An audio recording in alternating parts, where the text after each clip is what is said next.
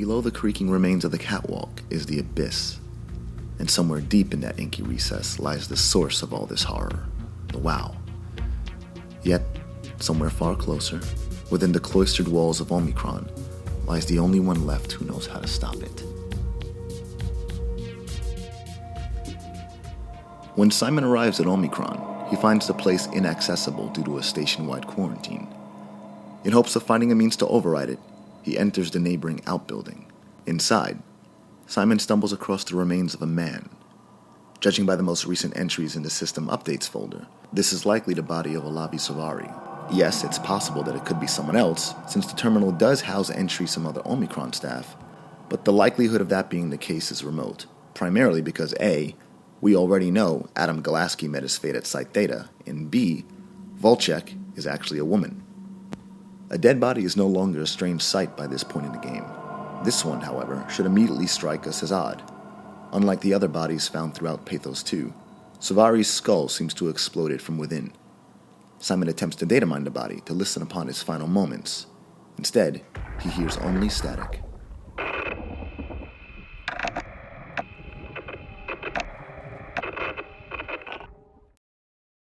Interestingly, Catherine has some insight as to what this may mean.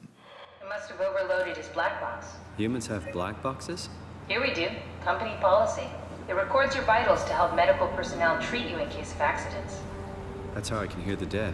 Right. Yeah, you should be able to data mine black boxes, just like the intercom at Theta. For reasons unknown, Savari's black box overloaded, which caused it to explode, killing him in the process. The transmission recorded between Savari and a dispatcher named Herbert provides further articulation of this story beat. Herbert, do we have any painkillers left? This tinnitus is becoming crippling. Sorry, we only have heavy stuff left. Morphine-level drugs. I'll take it. Feels like my head is about to explode. Can do, that's stuff for emergencies. Besides, Cameron thinks the ringing will settle when JR reaches 100%. Then tell him to hurry the fuck up. Should be a matter of hours. Just hang in there. Keep me posted. Yeah, well, I have this thing I need to take care of, so I'll talk to you later, okay? Sure thing, Herb. The transmission implies that the overloaded black box and the tinnitus Savari was experiencing might be connected.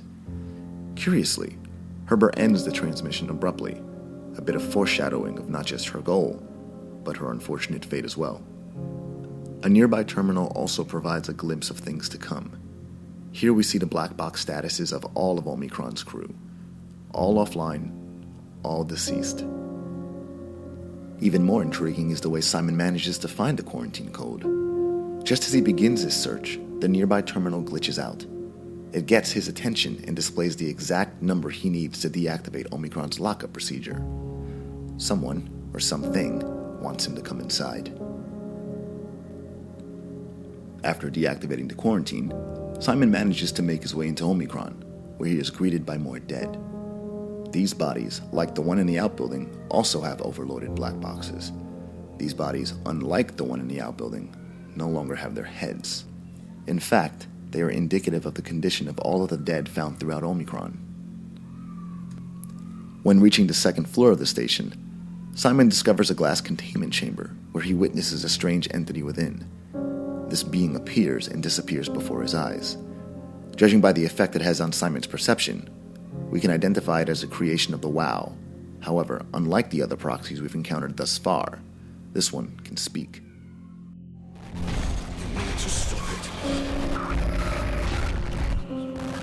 The creature communicates with Simon both verbally and through computer terminals, urging him to stop it, telling him we suffer, and advising him to take the gel. But who is the creature? What gel is it referring to? Where did it come from and what is its goal? Well, before we investigate the nature behind this entity, let's reconvene with some old friends from Theta, the ARC team. When we last saw them, they were en route to Omicron. The projected timeline was somewhere near the beginning/middle of November of the previous year. Their goal was to bring the ARC to Site Phi using Omicron's abyssal climber. Judging by some artifacts found throughout the station, we learned that they successfully arrived before the quarantine protocol rendered the site inaccessible. However, the exact date of their arrival isn't known. In the power suit bay, we find a photo of the ARC team, the same photograph seen back at Theta, as well as a checklist of tasks they sought to complete before beginning their descent. Down in Omicron's dispatcher room, we actually get an exact timestamp of their departure, December 25th, 2103, Christmas Day. Omicron, can you hear us? Loud and clear. Everyone all right? You will be as soon as we make friends with the power suits. I'm sure you'll get used to it. Look at that. Just wanted to check in before we pass the last working Lumar crew. Guys, any last words to Omicron? Don't forget to pick us up. You heard that, right? Don't worry, we won't forget. All right. Heading into radio silence. Good luck, guys. The exchange is short, but reveals that they were supposed to be picked up shortly after the launch of the Ark into space. The fact that the Ark still remains on Earth, and that the team never returned from the Abyss, proves that something went awry. Nevertheless, the climber eventually did return. Just not with who was expected. A document found on the reader outside the containment chamber reveals that a dead man was discovered in the climber after it returned from Tau. Omicron staff identified the body as Johann Ross, a man who was, ostensibly, Site Tau's AI psychologist. The discovery of the body horrified Omicron staff so much that they decided to not investigate Tau or even send a rescue team after the Ark crew. In the dining hall, Simon finds the remains of Julia Dahl. If the name sounds familiar, it should. We first saw it written on a classified document found in Mark Sarang's quarters. Here, we can listen to her undelivered audio logs, which provide some interesting insights into Omicron's final days. Johann Ross was found dead on the climber this morning. The Ark team went down a couple of days ago, but I see no reason to suspect them playing a part in his death. The climber can't be operated from the Abyss, so there was a scheduled retrieval. The climber returned with only the lifeless body of Alpha member Johann Ross. No traces of the Ark team. Cameron, Eames, Lansky, all studying the body inside containment. I'll follow up with whatever they find. Delenda Est. There are many things to take of note here. The first being that Ross's body was discovered sometime after the Ark team had made their descent into the Abyss. Julia, and likely all of Omicron, did not consider foul play at work. The second thing of note is that 3 members of Omicron's science staff were attempting to study Ross's remains, even while encased in glass. Some of their research can be found on a PDA in the laboratory. Their findings revealed that the WOW had been bombarding his body with electromagnetic fields in order to instruct the gel within to repair his corpse. It's this unhealthy dose of electromagnetism and radiation that interfered with the staff's black boxes, which caused the headaches and bloody noses that they endured throughout their final days. The WOW has been getting more aggressive, pushing all systems to their limits. Ironically, the dead Dr. Johann Ross would be the perfect person to ask why the WOW is making such a big buzz about his passing. After all, the WOW isn't supposed to want anything, and definitely not to mourn people. The system overload affects the staff considerably. Headaches, loss of sleep, unwarranted stress. And it seems to be getting worse. I could use some advice if you can get through. Delenda Est. The last thing of note is that Julia refers to Ross as being from Site Alpha. This not only contradicts the note from earlier, which claimed he was from Site Tau, but also confirms the existence of this oft-whispered, much-speculated station. Alpha was an enigma to many of Pathos 2's staff, a bit of mystique pondered upon by the more conspiratorial crewmen, while the skeptical hand-waved it away as urban legend. Yet, in truth, it was anything but. This is not the first time we've heard the name Alpha. It was first mentioned in the same classified document found in Sarang's room, the one which name-dropped Julia. And it was also certainly spoke about in hushed tones by those at Omicron. Riley Herber, for instance, even inquired about its existence by going directly to Julia. It's not something you really want to get comfortable with. That's funny. That's really funny, Julia. What's going on? Am I that transparent? What do you want, Riley? We're friends, right? Yes. Do you think Alpha is real? What makes you... Why would you ask that? I think Ross is trying to tell me something. About Site Alpha? He wants me to go down to the Abyss and find them. Crazy, right? You've been down there. I just thought you could talk some sense into me. Riley, I'm not at liberty to... I can't talk about that.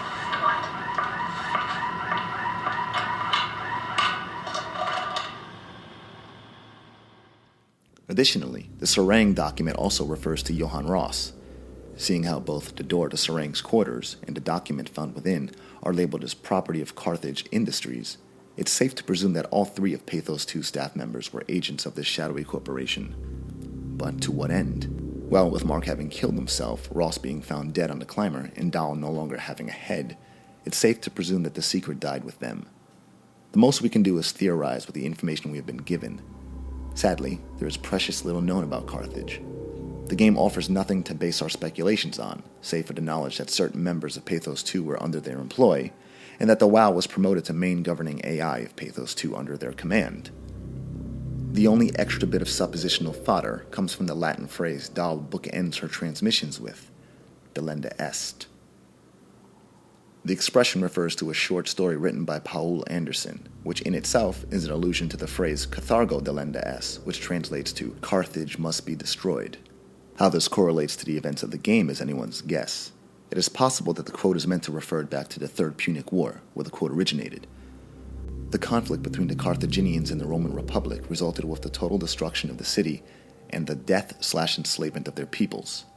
It isn't hard to parallel this with the fate of humanity in the world of Soma, who've had their home, the surface, completely destroyed, while the last vestiges of their species are enslaved by a despotic automaton. It's a pretty straightforward juxtaposition. I'm not overly fond of it, if only because the parallel could be made of any number of historical events. Instead, I'm more partial to the idea that Frictional were actually referencing Anderson's delenda est.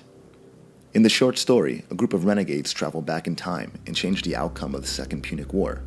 Their meddling results with a new timeline in which the Punic general, Hannibal Barca, eradicates Rome. His conquest changes the course of history. Whereas European civilization had been influenced by Roman Greco culture in actual history, it instead becomes based on Celtic Carthaginian culture. The story of delenda est follows an agent of the Time Patrol, who finds himself questioning whether he should travel back in time to prevent these changes from occurring, an act which would negate his own timeline. Drawing comparisons between Soma and delenda est is not the purpose of this video, so I won't spend much time on it. However, I'll admit, I like Frictional's use of thematic inversions and parallels. Nothing is explicit. It's all subtle articulations and reinterpretations of themes. For instance, both protagonists are men out of time. Instead of a character who travels back in time, Soma has one who travels forward in time. Whereas an entire timeline of people are wiped from existence in delenda est, it's the entire human race who's killed off instead in Soma. Whereas the main character in delenda est meddles in the events of a timeline not his own, to prevent Oblivion from claiming that a strange timeline. Instead, we have Simon meddling in the events of a future also not his own, in an attempt to save an estranged humanity from extinction. It's good stuff, clever, understated, and thematically poignant. And the one theme to tie it all together is the theme of interference, or interruption. People interfering with the flow of time. A general interferes with the domination of an empire. A comet interferes with the domination of a species. On a micro level, if it's all revealed that Carthage Industries were created to interfere with the flow of things for the betterment of mankind, I wouldn't be surprised. We've seen that one of their agents, Mark Serang, interfered, meddled in the affairs of Pathos 2's governing systems. He managed to elevate the WoW to a position it was never intended to host, yet we never learned why. Ultimately, whatever the WoW was supposed to do next never came to fruition, since it never had an opportunity to do so. The comet Telos struck Earth, and Carthage Industries, as well as all of humanity, ceased to be. Their agents persevered, for a bit, but much like their benefactors, they too began to drop, until one day, when there was only one left. How apropos that Johann Ross would be the one to survive, thanks to the machinations of Carthage and the WoW. Perhaps this was all part of the plan all along. Not him surviving, mind you, but the change of humankind brought upon by artificial intelligence. Maybe that was the goal of Carthage, and the arrival of Telos put an end to their design, or should I say, their original design, because as we know, the WoW is still functioning, and humanity is changing, just not into what was likely intended. This is just speculation, but it's something to consider. Either way, we know Ross survived, and devised a plan to combat the WoW. It seems he established contact with Omicron's dispatcher, Raleigh Herbert. Hey, Yeah? I was talking to Cameron about protein solubilization. Do you think we could break the aggregate and structure gel without flattening the configuration? Jesus. That was a mouthful. You've been listening to Cameron, that's for sure. What do you want, Raleigh? Can you blame me for trying to figure this out? I've been having the dreams too, you know. I don't know what to believe. Oh, I know. Everything from the sudden signal amplification in black boxes to having a comatose Dr. Ross locked up in the glass jar. We've all been going a bit nuts. Tell me about it. Feels like my head's about to explode. Hypothetically speaking, could we stop the WoW from mutating? It doesn't work like that. Even if there was a Site Alpha? Hypothetically speaking, I guess we could try. Raleigh, are you recording this? Sorry. I just... So... Ross spoke to Raleigh through her dreams. Their contact kick-started her investigation into Site Alpha and her desire to find a means of halting the WoW's mutation. Her dialogue refers to Lisa Cameron's research, which can be found in the laboratory in Omicron. Here we find documents detailing the nature of the structure gel. The substance is explained to be a cross-linked gel with aligned graphene and a polyunsaturated matrix. There's a lot of hard sci-fi jargon on display here. However, the key tidbit to take away from all of this is that the gel could be encoded with instructions and could actually be recalibrated to disregard the WoW's commands. This, combined with the data provided by Ross, is likely where Raleigh got the idea to use the gel against the WoW. For an indeterminate amount of time, she became committed to the task, even to the point of obsession. The dispatcher room shows that fixation firsthand. The walls are plastered in post-its, covered in mad scribbles. There are notes telling her to head into the abyss, take it to Alpha in the abyss, and to find Tau, find Alpha, take the gel to Alpha. We also see a myriad of drawings. One shows the container of structure gel stored in the laboratory. Others are of logos, all belonging to that of Site Alpha. Even more quizzical was the accurate renderings of the WoW. One of these even says, "It's sick. Alpha needs medicine." This implies a few things. Firstly, that Ross's obsession quickly became Raleigh's obsession. Secondly, that Ross somehow managed to show Raleigh what the WoW and Site Alpha looked like. Whether this was done telepathically or through images on computer terminals isn't exactly known. Lastly, it implies that Raleigh was under the impression that the WoW was sick and could be healed through medication. Again, this was likely told to her by Ross. In her eyes, she thought using the structure gel would help the WoW to recover from its mutation, or at the very least, stop the sickness in its tracks. Of course, Ross and the WoW knew better. On January 16th, 2104, Raleigh sent the final transmission to Theta, informing Peter Strasky that she would be leaving her post. Strasky, are you there? I hear you, Herbie. What's up? Just wanted to check in. I have to go do something. I might not be around for a few days, okay? Raleigh Herbert leaving the listening post? Must be important. It is, Strask. It is. Okay then. Stay safe. Raleigh stole one of the containers of structure gel and made her way to the power suit bay in preparation for her journey into the abyss. As she outfitted herself in the last remaining power suit, the black box that was implanted in her cranium overloaded, killing her instantly. What caused this to occur is not yet revealed to us, and won't be for some time. As of now, we can confirm that Omicron staff all perished the same way, by having their black boxes overloaded by some powerful surge, wiping them out in an instant. Things are out of hand. The staff looks like they're about to explode. Every other person walks around with nosebleeds, and the rest keep wiping stains of blood from their eyes to keep them from overflowing. It's to do with the WoW trying to free Ross somehow, for sure. At this point, I wouldn't be surprised if the body just got up and left. Raleigh Herbert, our dispatcher, has been snooping around asking questions she shouldn't. She says she's going down into the abyss to find Alpha. I can't bring myself to stop her. All the while, Johann Ross, the one who recruited poor Raleigh to do his bidding, remained behind as the lone survivor of Omicron. Now that we have more context behind Ross's presence and purpose, his attempts at contacting Simon begin to make more sense. It was he who gave him the deactivation code for Omicron's quarantine system. Where Raleigh failed, Ross hopes Simon will succeed.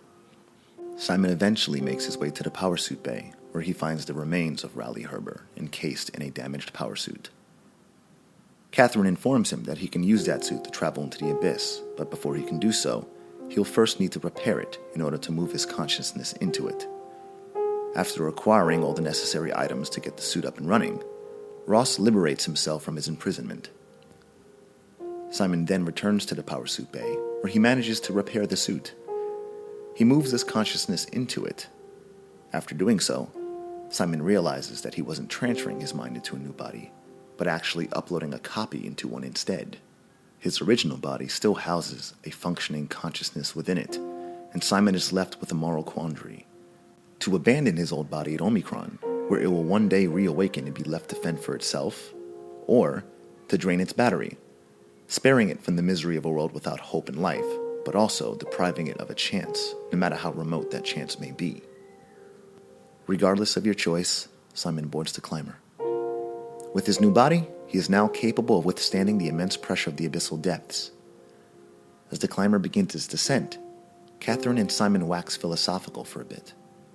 However, before reaching the bottom, Ross appears, speaking words that leave us to wonder which Simon is truly better off, the one in the climber or the one back at Omicron.